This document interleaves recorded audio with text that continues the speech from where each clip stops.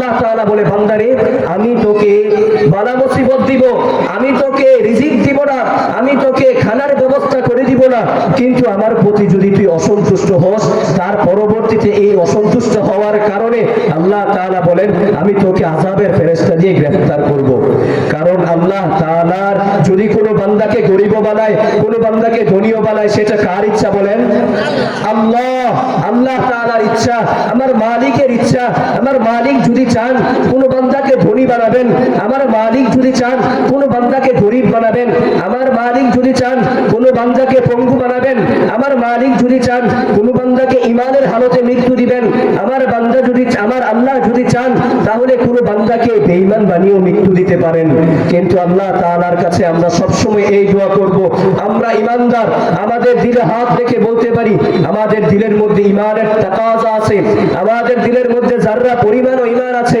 তো আল্লাহ তাআলার কাছে সবসময় এই দোয়া করতে হবে, আল্লাহ তাআলা ও মালিক, পৃথিবীর যেখানেই থাকি না কেন, পৃথিবীর যে প্রান্তেই থাকি না কেন মালিক, যখন তুমি তোমার ডাকে লাব্বাইক দেওয়ার সময় আসবে মালিক, তখন তুমি তোমার রমজান মাসে জুমার দিনে রোজা রেখে সিজদারত অবস্থায় যেন ঈমানের হালতে তোমার কালিমা পড়তে পড়তে যেন তোমার ডাকে লাব্বাইক দেওয়ার সুযোগ হয়। সবাই বলি আমিন।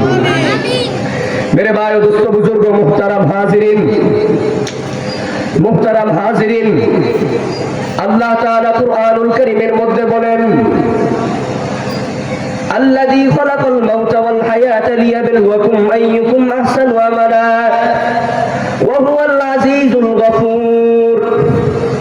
যিনি আগে মৃত্যুকে সৃষ্টি করেছেন, তারপরে জীবিতকে সৃষ্টি করেছেন, ওয়াল হায়াতা লিয়াবলুয়াকুম আইয়ুকুম আহসানু আমালা,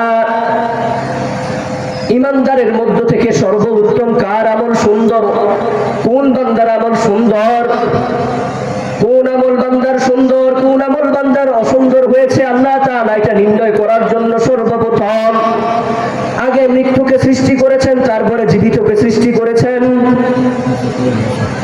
তারপরে আল্লাহ তাআলা বলেন, ওরে দুনিয়ার মুসলমান, আমি তোমাদেরকে সৃষ্টি করেছি, আমি এটা নির্ণয় করার জন্য আমি এই পৃথিবীর মধ্যে কোটি কোটি আমার বান্দা আছে, এই পৃথিবীর মধ্যে আগামী প্রজন্ম পর্যন্ত, কিয়ামতের আগ পর্যন্ত আমার বান্দা থাকবে, আমার বান্দা সৃষ্টি হবে।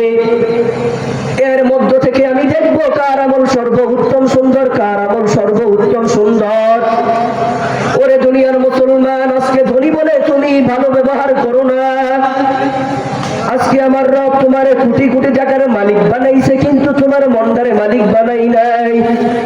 আজকে তোমার ব্যাংক ব্যালেন্স কোটি কোটি টাকা, কিন্তু তোমার মন, তোমার অন্তর, তোমার দিল কোটি কোটি টাকার ব্যালেন্স নয়।